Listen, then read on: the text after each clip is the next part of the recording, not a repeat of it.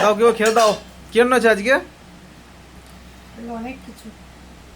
আজ রবিবারে বাজার কি কি আছে?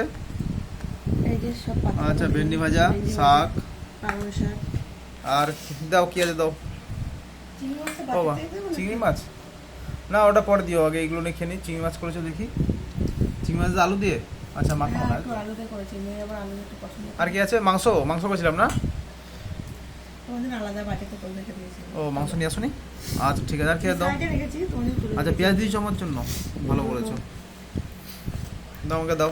আর কি আছে? আর এই যে মাছ করেছো? ও মাছ আছে। বেলে মাছ। এটা সমুদ্র বেলে, বড় বড় বেলে মাছ এটা। মাথাটা দিলাম আগে একটু। হ্যাঁ দাও। একটু মাথাটা খাও করো।